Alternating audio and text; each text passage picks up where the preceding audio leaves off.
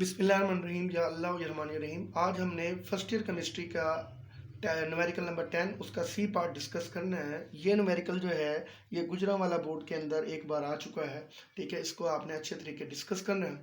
सबसे पहले इसके क्वेश्चन की तरफ बढ़ते हैं।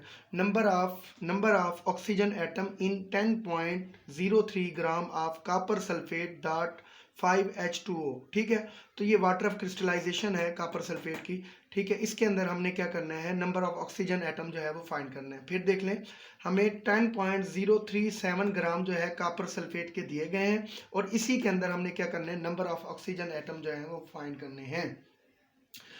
हमें कॉपर सल्फेट का मास गिवन है और इसी में हमने क्या करना है, ऑक्सीजन एटम फाइंड करना है। सबसे पहले हम गिवन डेटा की तरफ बढ़ते हैं।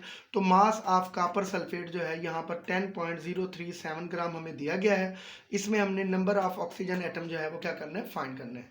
तो इसलिए हमें जो है सबसे पहले हमने क्या करना है, हम क्या करेंगे, कॉपर सल्फेट का जो है वो मोलर मास फाइंड करेंगे। तो molar mass of copper sulphate हमने फाइंड करने हैं। तो यहाँ पर कॉपर एक है तो कॉपर की तादाद बाहर, कॉपर अंदर, एक एलिमेंट से दूसरे एलिमेंट की तरफ जाने के लिए दरमियान में प्लस। सल्फर एक है तो सल्फर की तादाद बाहर, सल्फर अंदर।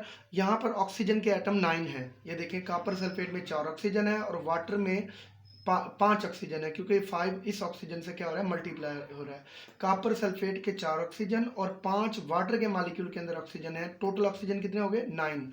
तो 9 बाहर, ऑक्सीजन अंदर। इसी तरह यहाँ पर हाइड्रोजन जो है वो 10 है। 5 मल्टीप्लाई 2, तो हमारे पास यहाँ पर हाइड्रोजन की तादाद बनेगी 10। तो 10 हाइड्रोजन है, तो हमारे पास 10 बाहर और हाइड्रोजन अंदर। कॉपर का जो एटॉमिक मास होता है वह 63.5 होता है, सल्फर का 32 होता है, ऑक्सीजन का 16 होता है और हाइड्रोजन का 1 होता है। जब इनको मल्टीप्लाई और प्लस करेंगे तो कॉपर सल्फेट का जो मोलर मास निकलेगा वो होगा 249.5 ग्राम पर मोल।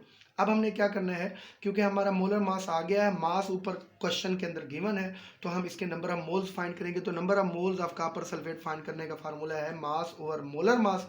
तो मास ऊपर 10.037 ग्राम दिया हुआ है और मोलर मास ये दिया हुआ है। इन दोनों को आपस में डिवाइड करेंगे तो कॉपर सल्फेट के नंबर ऑफ मोल्स हमारे पास निकल आएंगे 0.04 मोल्स।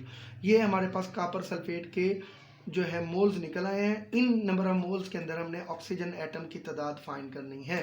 क्लियर, 0.04 मोल के अंदर ऑक्सीजन एटम की तादाद फाइंड करनी है। क्लियर। अगर हमारे पास कॉपर सल्फेट का 1 मोल हो, कॉपर सल्फेट के 1 मोल में जो ऑक्सीजन के मोल्स होंगे वो हमारे पास 9 होंगे।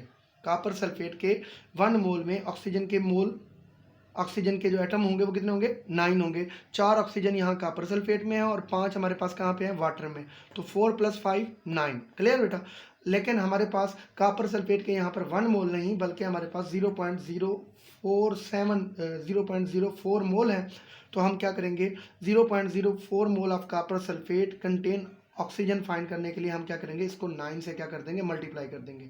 इसको 9 से मल्टीप्लाई क्यों किया, क्योंकि कॉपर सल्फेट के जो ऊपर नंबर ऑफ मोल्स निकले हैं वो 0.04 निकले हैं और इसमें ऑक्सीजन कितने हैं, 4 यहाँ पे हैं और 5 वाटर के अंदर हैं। तो 9 से मल्टीप्लाई कर देंगे तो हमारे पास 0.04 मोल्स के अंदर 4 मोल्स ऑफ कॉपर सल्फेट के अंदर ऑक्सीजन के मोल निकल आएंगे 0.36 मोल। क्लियर।